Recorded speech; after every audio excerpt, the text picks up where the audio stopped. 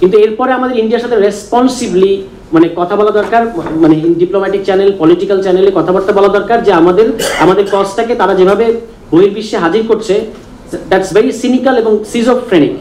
এটা থেকে ইন্ডিয়াকে সরে আসতে হবে। এবং তারা এই জাতিসংঘের রিপোর্টের পরে বিশেষত ইন্ডিয়া কিন্তু তার ঘরের ভেতরেও ব্যাপক প্রেশারের মধ্যে আছে, মানে দিল্লি গভর্নমেন্ট, যে তারা হচ্ছে এখানে শেখ হাসিনাকে নিয়ে কি করবে এটা নিয়ে তারা একটা মানে সংকটের মধ্যে আছে। আমাদের কাজ হচ্ছে এই সংকটটাকে আরো বাড়ানো এবং মানে তাকে আরো চাপের মধ্যে রাখা ইন্টারন্যাশনাল ফেজে, যে আপনাকে শেখ হাসিনাকে তো আপনি রাখতে পারবেন না। জাতিসংঘ পরিষ্কার করে বলেছে যে এখানে অনেকগুলো মানবাধিকার লঙ্ঘন ঘটেছে যেগুলো মূলত আন্তর্জাতিক অপরাধ।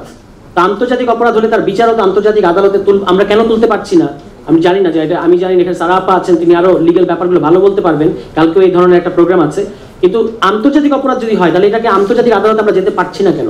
যেটা প্রফেসর আলী রিয়াজ কমিশন প্রধান হওয়ার আগে কিন্তু, দেশে আসার আগে কিন্তু উনি বলেছেন, ইদানিং একটু উনি কম বলছেন, যে আরো জোর দিয়ে বলা দরকার যে মানে উনি কিন্তু বলেছিলেন যে আইসিসিতে যাওয়ার ব্যাপারে উনি সর্বপ্রথম আমার যত মনে পড়ে বলেছিলেন এই কথাটা আমাদেরকে আরো জোর দিয়ে বলা দরকার যে আমাদের দেশে বিচারিক প্রক্রিয়া হবে, কিন্তু শেখ হাসিনাকে আমরা আন্তর্জাতিক আদালতে তুলতে চাই। এটা যদি ছাত্র জনতা এই দাবিটা তোলে তাহলে it is another historic event. বাংলাদেশের ফ্যাসিস্ট এবং 21st সেঞ্চুরির সবচেয়ে নিকৃষ্ট ফ্যাসিস্টকে বাংলাদেশের জনগণ আন্তর্জাতিক আদালতে তুলতে পেরেছে। এটা গণঅভ্যুত্থানের মতো আরেকটা বড় গৌরব হতে পারে আমাদের জন্য।